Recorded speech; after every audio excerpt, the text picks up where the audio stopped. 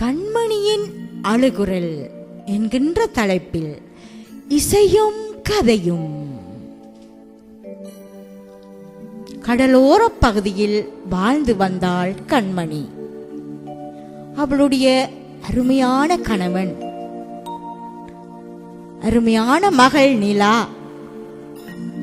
அவளை பெற்றெடுத்த அன்பான தாய், அவர்கள் மத்தியிலே இவள் வாழ்ந்து வந்தாள். அந்த கடலோர பகுதியிலே ஒரு குடிசையிலே வாழ்ந்தாள். அந்த குடிசை கூட அவளுக்கு அரண்மனையாக இருந்தது. அந்த ஏழ்மை கூட அவளுக்கு மகிழ்ச்சியாக இருந்தது. இப்படியாக வாழ்ந்தவள் கண்மணி. ஒரு நாள் காலையில் புதிய காலமே எழும்ப வேண்டும் என்று அவள் நினைத்து தன்னுடைய மகள் நிலாவுக்கு சாப்பிடுவதற்கு ஒன்றும் இல்லையே, நான் கடை தெருவுக்கு போய் வர வேண்டும் என்று புதிய காலையில் எழுந்தவள் அவசரமாக தன்னுடைய பையையும் எடுத்துக்கொண்டு அங்கே பட்டணத்துக்கு புறப்படுகின்றாள் கண்மணி. ஏதாவது உணவு வாங்கி கொண்டு வர வேண்டும், சமைப்பதற்கும் ஏதாவது வாங்க வேண்டும் என்று இருந்த சில்லறைகளையே பொறுக்கிக் கொண்டு அவள் அங்கு செல்கின்றாள்.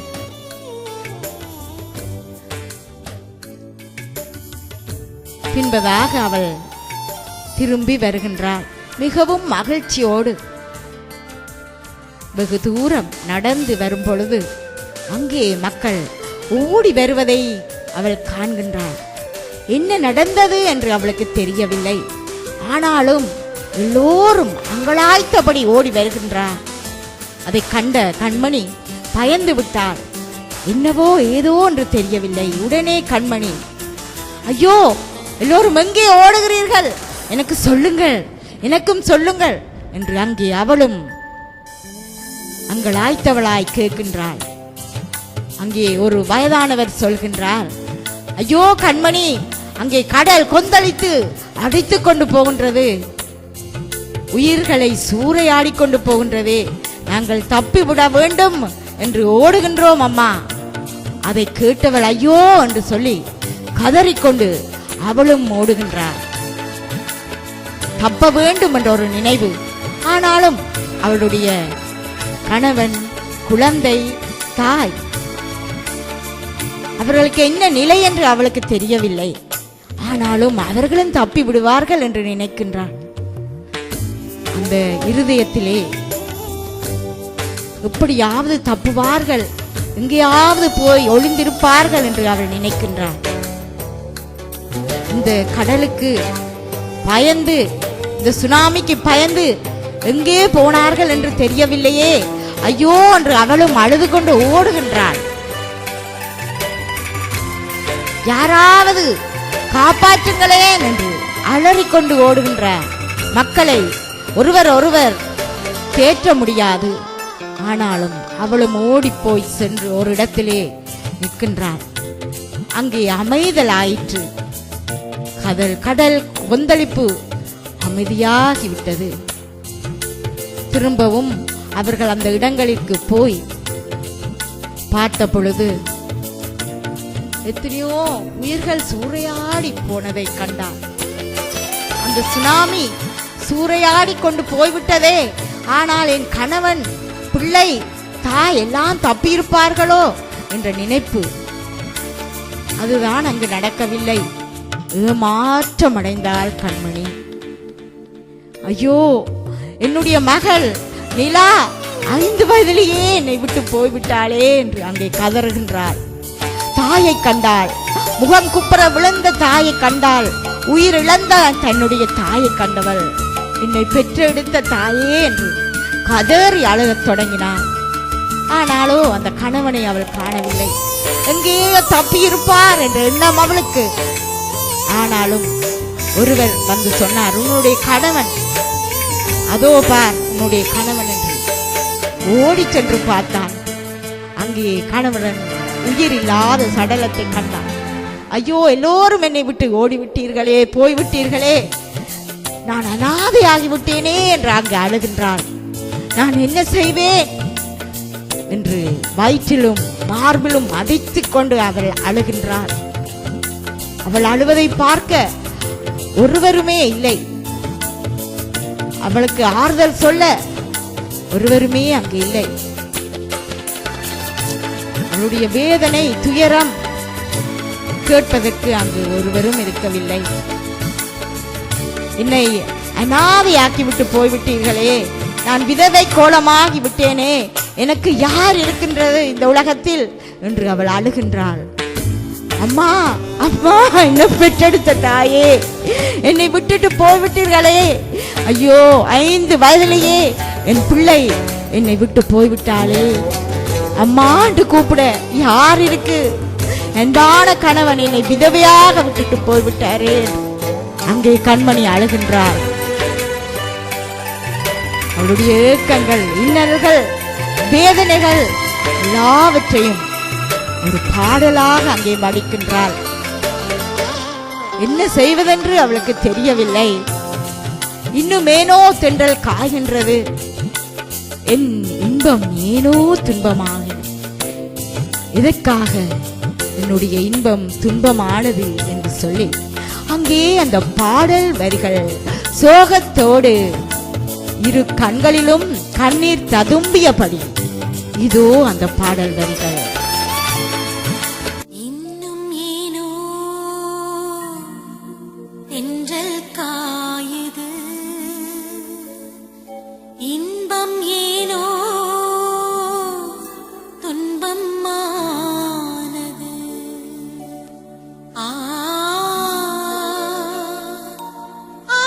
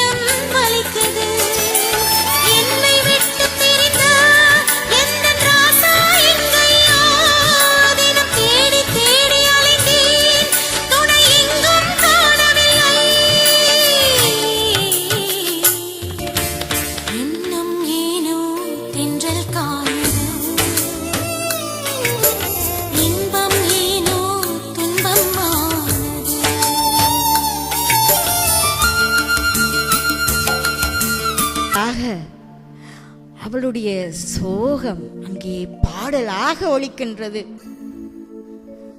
இந்த பிஞ்சு பழக்கும் என்று நான் காத்திருந்தேன்,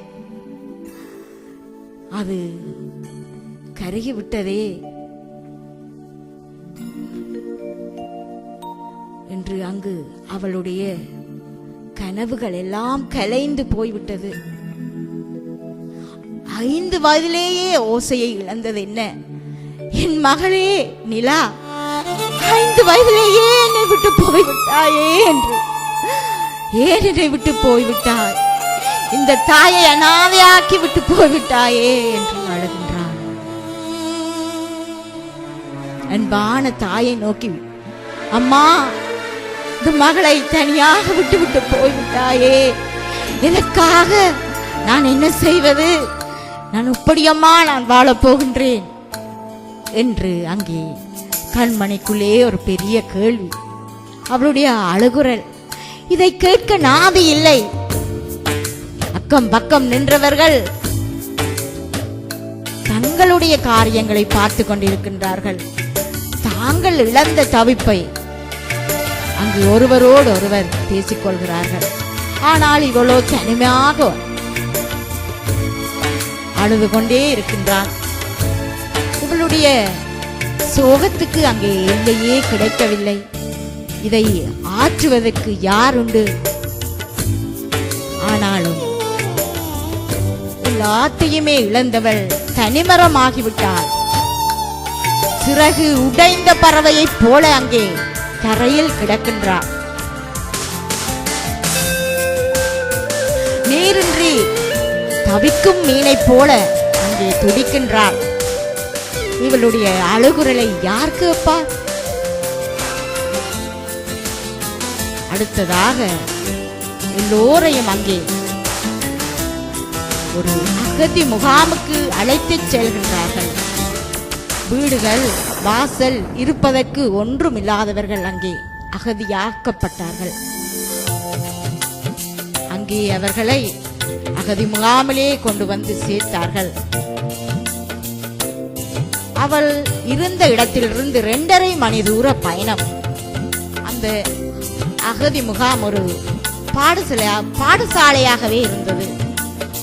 2 நாட்கள் ஆகியும் அவளுக்கு மாற்று துணி கூட கிடைக்கவில்லை. ஒரு குவளையில் கொஞ்சம் கஞ்சியைத்தான் கொடுத்தார்கள்.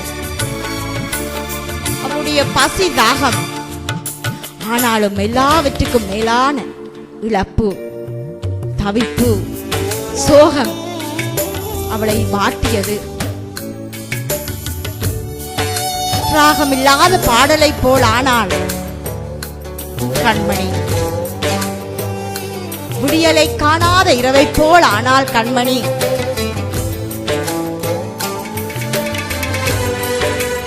என்ன செய்வது என்றே தெரியாதவள் ஒரு நாள் காலையில் எழுந்து, ஐயோ, நான் இந்த உலகத்தில் எதற்காக இருக்க வேணும்? நானும் இறந்திருந்தால் நலமாயிருக்குமே. ஐயோ, நான் சாக வேண்டும். இந்த உலகத்தில் நான் இருக்கக்கூடாது. இந்த மண்ணுக்கு சுமையாக நான் இருக்கக்கூடாது. ஆண்டவரே, ஆண்டவர் என்று ஒருவனுமே இல்லையா?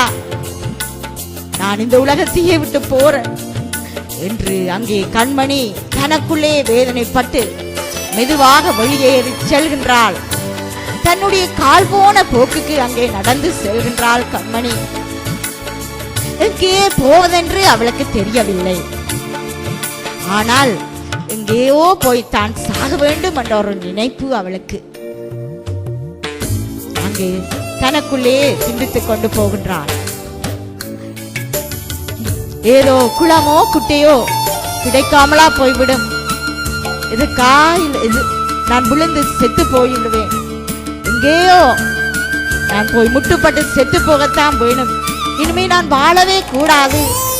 தனிமரமாக நான் வாழ்வதிலே ஒரு பிரயோசனம் இல்லையே என்று அவள் தனக்குள்ளே வேதனைப்பட்டவள் அங்கே தனிமையோடு செல்கின்றாள். அவளுடைய நினைவலைகள் எல்லாம் ஒரு பாடலாக அங்கே வருகின்றது.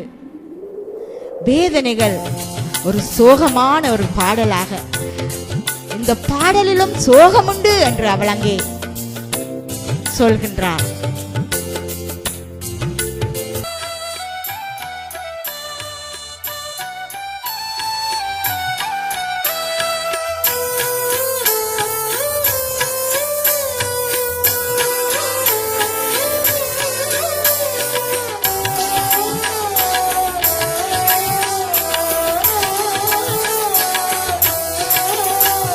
என் பாட்டுக்குள் ஒரு ராகம் இருக்கு சொல்லி தெரியுமா?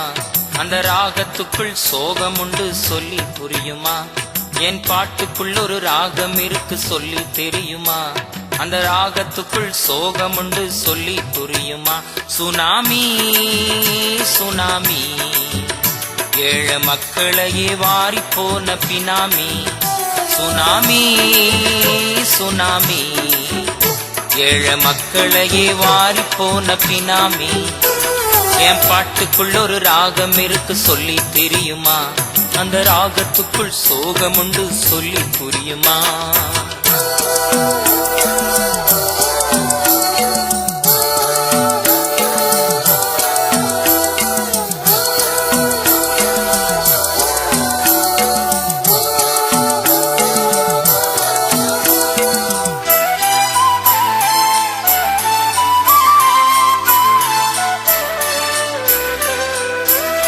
படுத்துறங்கின பிஞ்சுகள் பகல பார்க்கவில்லை, பகலவன் ஒளியும் கூட உலகில் தெரியவில்லை. படுத்துறங்கின பிஞ்சுகள் பகல பார்க்கவில்லை, பகலவன் ஒளியும் கூட உலகில் தெரியவில்லை. படுத்த பாய கூட ஜனங்க மடிச்சு போடவில்லை, படுத்த பாய கூட ஜனங்க மடிச்சு போடவில்லை. பழா போன கடலு அள்ளி போனதையா உள்ள, பழா போன கடலு அள்ளி போனதையா உள்ள. சுனாமி சுனாமி, ஏழை மக்களையே வாரி போன பினாமி.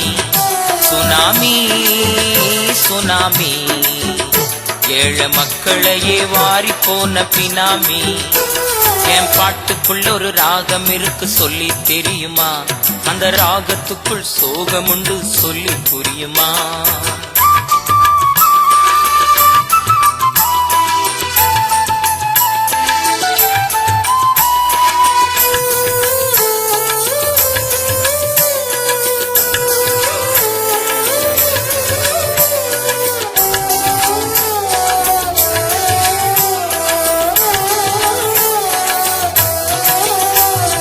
மலை போல மனிதர்களை வாழ வைத்த கடலே, உலையாய் நொடி பொழுதில் ஒரு குலைத்த கடலே.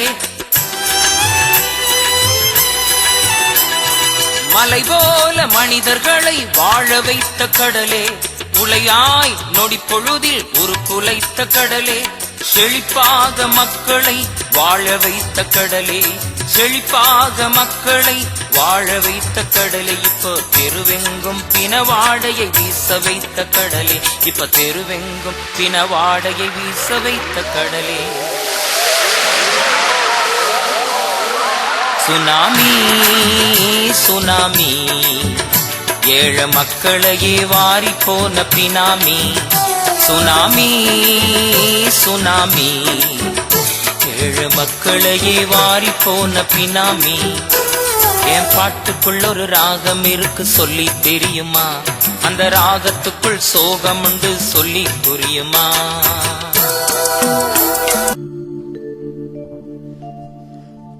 இப்படியாக அவளுடைய சோகம் பாடலாக அங்கே ஒலிக்கின்றது. காற்றோடு காற்றாக கலக்கின்றது. விழி ஓரங்களிலே கண்ணீர், வேதனை. யார் அவளுடைய வேதனையை ஆற்றக்கூடும்? அங்கே திரும்பவும் அவளுடைய பயணத்தை தொடர்ந்து மரணத்தை நோக்கி நடக்கின்றார் கண்மணி. நான் இனி உயிரோடு வாழவே கூடாது, நான் சாக வேண்டும், நான் சாவதற்கு துணிந்து விட்டேன் என்னை யாரும் காப்பாற்ற முடியாது, நான் மடிந்து போக போறேன், இந்த உலகத்தை விட்டே போக போறேன் என்று அவள் தனக்குள்ளே புலம்பிக் கொண்டு நடந்து செல்கின்றாள். திடீரென்று அங்கே ஒரு அழைப்பு, ஒரு சத்தம் கேட்கின்றது. வருத்தப்பட்டு பார சுமப்பவரே, எல்லாரும் என்னிடத்தில் வாருங்கள், நான் உங்களுக்கு இளைப்பாறுதல் தருகிறேன். இப்படியாக அங்கே அவள் காதுகளில் தொனிக்கின்றது. யாரு யார் என்னை அழைத்தது, யாரோ என்னை கூப்பிட்டாங்களே என்று அங்கும் இங்கும் திரும்பி பார்க்கின்றாள் கண்மணி. தூரத்திலே ஒரு ஆலயம், அவளுக்கு தெரியவில்லை. ஆனாலும் அங்கிருந்துதான் சத்தம் வந்தது என்று அவளுக்கு விளங்கிவிட்டது. ஓட்டமும் நடையுமாக அந்த இடத்தை நோக்கி ஓடுகின்றாள் கண்மணி. யாரோ என்னை கூப்பிட்டாங்களே, யாரு என்னை கூப்பிட்டாங்க, யாரா இருக்கும், போய் பார்ப்போம். அங்கே ஓடுகின்றாள் துரிதமாக, மிகவும் வேகமாக ஓடுகின்றாள். போய் பார்த்தால் அங்கே மக்கள் அமர்ந்திருந்து ஏதோ ஒரு செய்தியை கேட்டுக்கொண்டிருக்கின்றார்கள். அங்கே வயதான ஒருவர் நின்று யாரையோ பற்றி செய்தி கொடுக்கின்றார். ஆனால் அவளுக்கு புரியவில்லை. உள்ளே போனால் என்ன என்று தனக்குள் நினைத்தவள் மெதுவாக அங்கே நுழைந்து சென்று கீழே ஒரு மூலையிலே தரையில் அமர்ந்து கொள்கின்றாள். பின்பதாகத்தான் அவளுக்கு தெரியும், ஓ, இது ஜேசு சாமியை பற்றி தானா இவங்க பேசுறாங்க.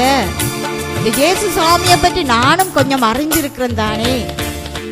அந்த ஜேசு சாமியா என்ன கூப்பிட்டாரு. ஐயோ, என் இருதயத்துல ஏதோ ஒரு ஆறுதல் இருக்கு. என்ன கூப்பிட்டது ஜேசப்பாவா, அந்த அப்பாவா, அல்லது இந்த வயதானவரா, எனக்கு தெரியாதே என்று தனக்குள்ளே அவள் பேசிக்கொண்டாள். ஆனாலும் கண்மணி அங்கே ஒரு அமைதல் அடைந்து விட்டாள். தான் சாக வேண்டும் என்ற நினைப்பு அவளுக்கு வரவில்லை. எல்லோரோடும் இருந்து அவள் செய்தியை கேட்கின்றாள். அவளுக்கு புரிந்தது பாதி, புரியாதது பாதிதான். ஆனாலும் அவளை அழைத்தவர் யார், அந்த இடத்திலே அவளை கொண்டு போய் விட்டது யார் என்பது அவளுக்கு தெரியாது. அங்கே கூட்டம் கலைந்தது. ஆராதனை முடிந்த வேளையிலே அங்கே வயதான போதகர் அவளை நோக்கி பார்த்து, அம்மா, நீ யாரம்மா, ஊருக்கு புதுசா, இங்க வா அம்மா என்று அங்கே அன்போடு அழைக்கிறார். அதற்கு கண்மணி மெதுவாக அங்கே அவருக்கு கிட்ட ஆக போய், ஆமாங்க ஐயா, நான் ஊருக்கு புதுசையா, இந்த சுனாமியில என் குடும்பத்தையே நான் இழந்துட்டேன் ஐயா. என் தாய், அருமையான கணவன், மகள் எல்லாரையும் பறிகொடுத்த பாவிதான் ஐயா நான். இந்த ஓரமாக நான் நடந்து சென்றேன். சாக வேண்டும், இனி நான் வாழக்கூடாது என்று வழியாக நான் போனேன். அப்போதுதான் யாரோ கூப்பிட்டது போல ஒரு உணர்வு. ஓடி வந்து பார்த்தனங்க, நீங்க தான் பேசிக் கொண்டிருந்தீங்க ஐயா. அதற்கு வயதான போதகர், அம்மா, உன் பேர் என்ன என்று கேட்கின்றார். என் பேர் கண்மணிங்க, கண்மணி என்று எல்லாரும் அழைப்பார்கள் என்று அங்கே சொல்கிறார். அம்மா கண்மணி, உன்னை அழைத்தது அந்த ஆண்டவர் அம்மா, நான் இல்ல. இங்க கொண்டு வந்தவரே அந்த ஏசப்பா சுவாமி தான்.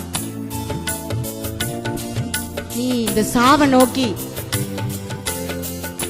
போவதெல்லாம் அவருக்கு தெரியும். எனக்கு உன்னை பற்றி என்னம்மா தெரியும்?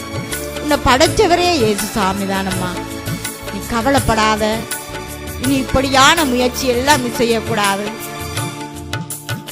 நீ சந்தோஷமா வாழ வேணும். இயேசப்பாவை அறியணும்.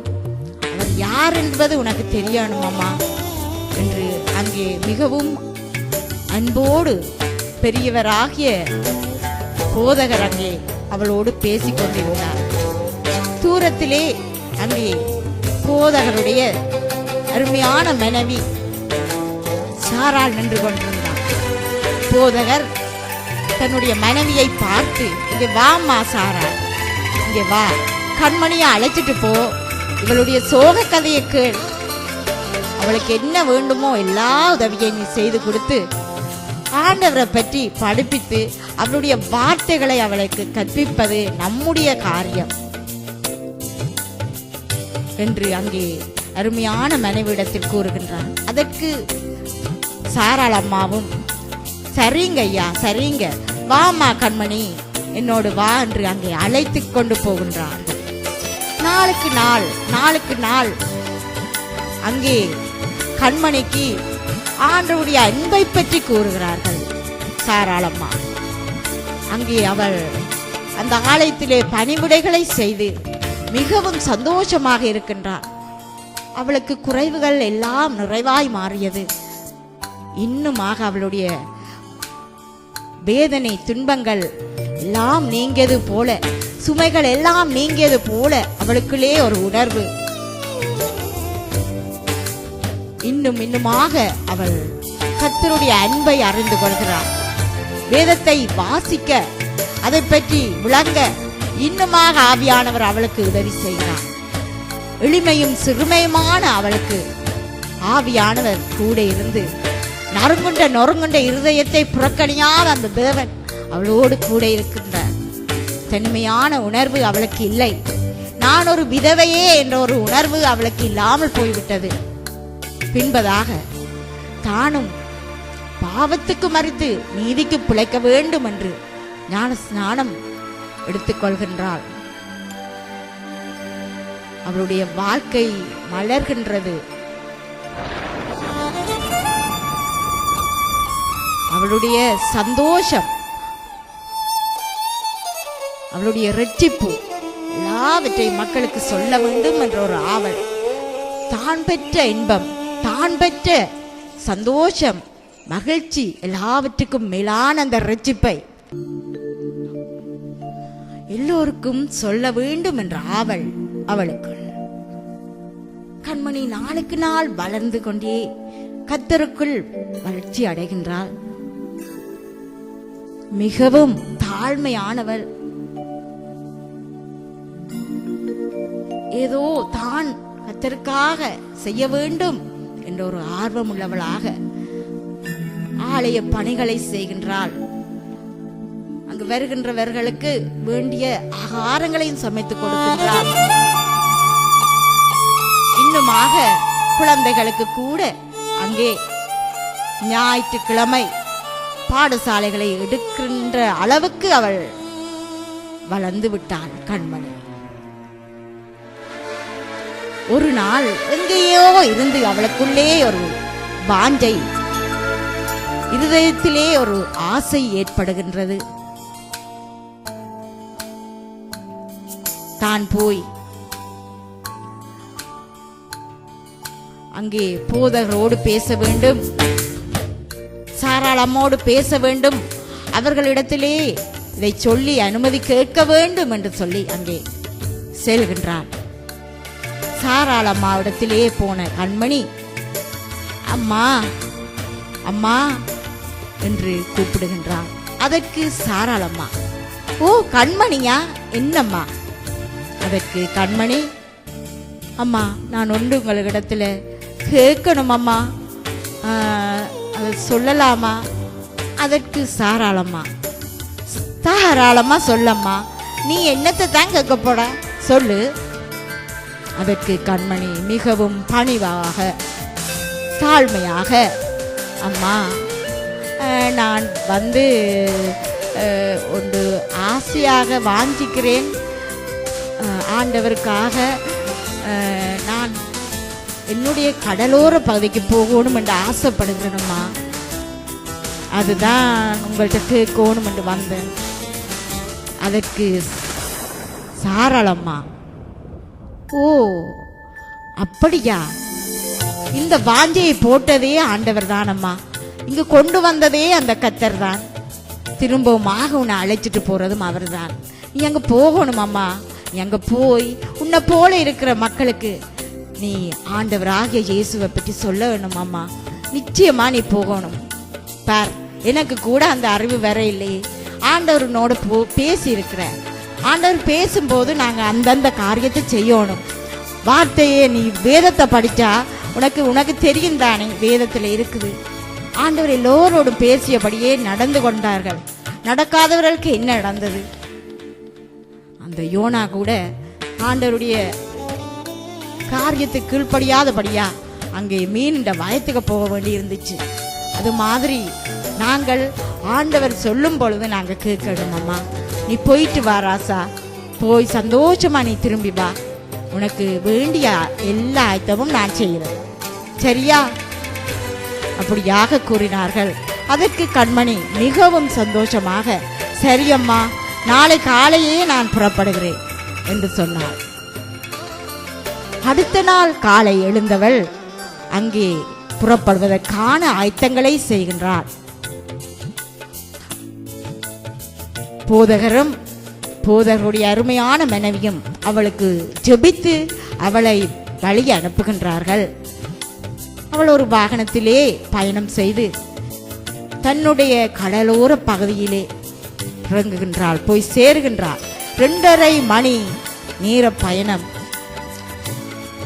அங்கே வாகனத்தில் இறங்கி தன்னுடைய கடலோர பகுதிக்கு நடப்பதற்கு 1/2 மணி தூரம். மிகவும் களைப்பாக அங்கே நடந்து சென்றவள் திரும்பவும் அந்த கடலை பார்க்கின்றாள். ஐயோ, கொந்தளித்த கடலே, என்னுடைய குடும்பத்தையே அழித்து விட்ட கடலே, நீ எவ்வளவு அமைதலாக இப்போ இருக்கின்றாய் என்று தனக்குள் நினைத்தாள். அந்த மணலை பார்த்தவள், என் குழந்தையுடைய காலடி சுவடு இதில் இல்லையா?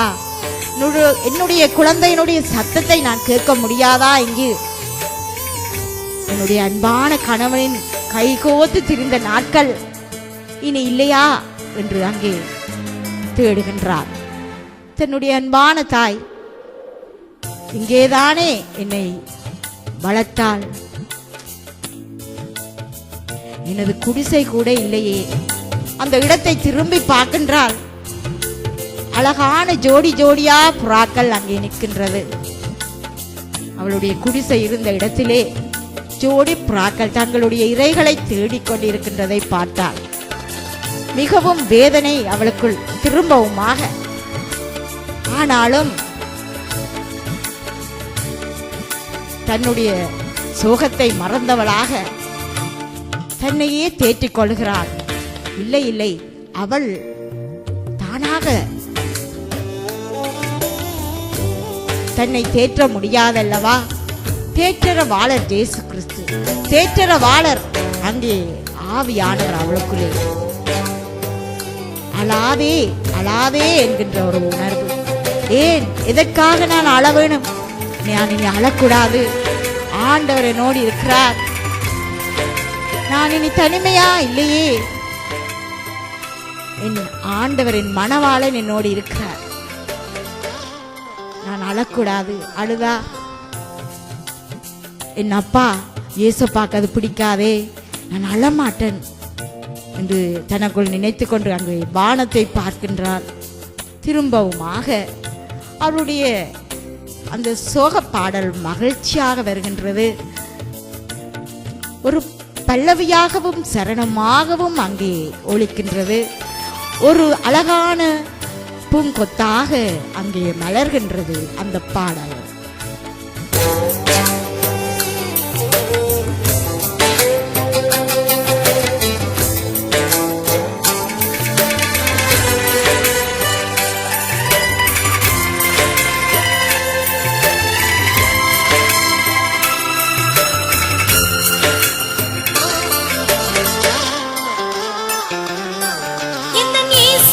தெய்வம் தானே, என்னை தேற்றும் தெய்வமே,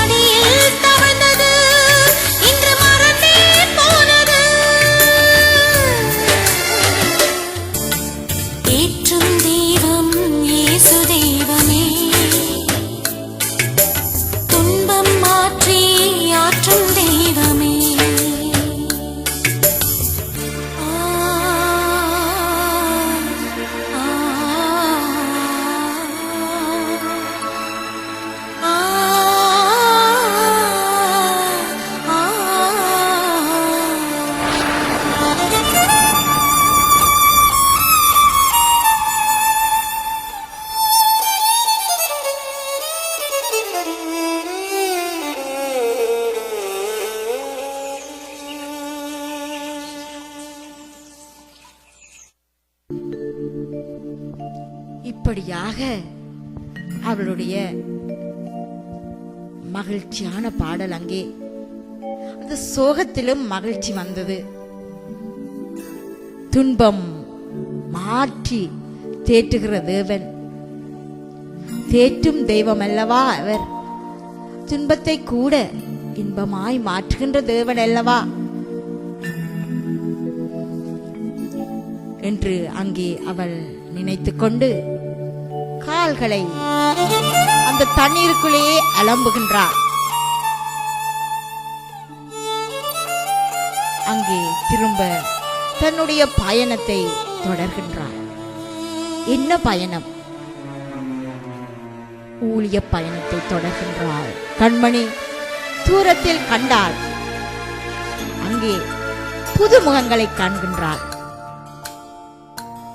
ஆனாலும் அவளோடு வாழ்ந்தவர்கள் ஒரு சிலர் அங்கே இருக்கின்றார்கள். அதை கண்டவள் மகிழ்ச்சியோடு அங்கே நடந்து செல்கின்றாள்.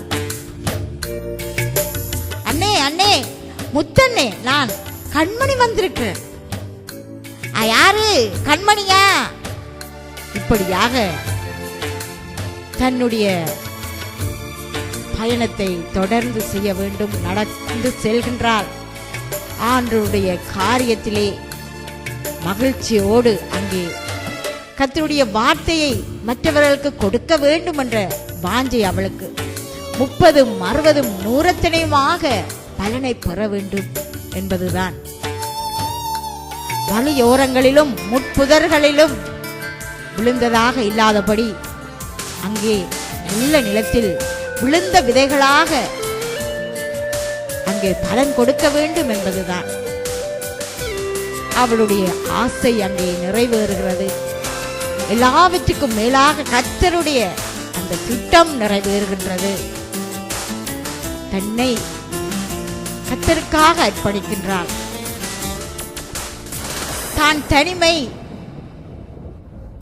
தான் ஒரு அனாதை, தான் ஒரு விதவை என்ற நினைப்பு அவளுக்கு இல்லை.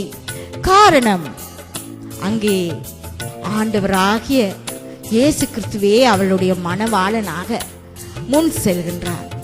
அவளுக்கு முன் செல்கின்றது இயேசு கிறிஸ்து அல்லவா. அவளுக்கு என்ன பயம்?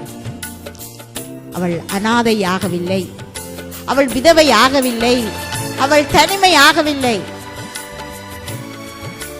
அன்பானவர்களே, இப்படியாக கண்மணியைப் போல நீங்களும் இருக்கின்றீர்களா?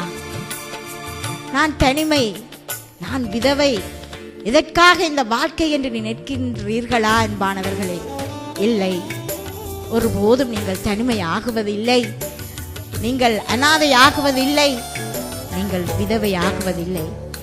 உங்களுடைய அன்பான தேவன் மணவாளனாக உங்களோடு இருக்கின்றார்.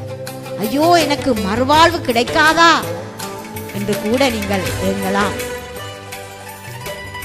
கர்த்தர் உங்களோடு கூட இருக்கின்றார். அவருடைய சித்தப்படி அவருடைய காரியங்களை நீங்கள் செய்யும் பொழுது நீங்கள் தனிமை இல்லை, வெறுமை இல்லை, அனாதை இல்லை. கர்த்தர் உங்களோடு கூட இருக்கின்றார்.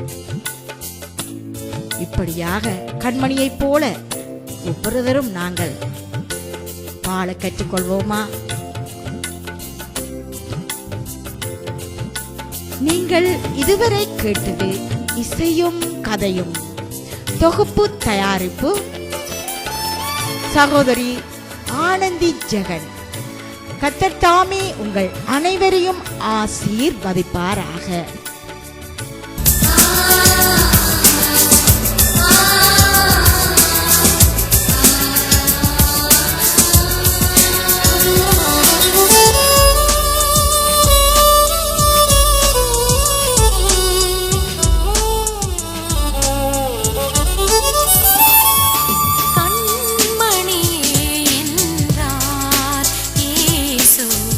கண்ணிமை போல் காத்தார்.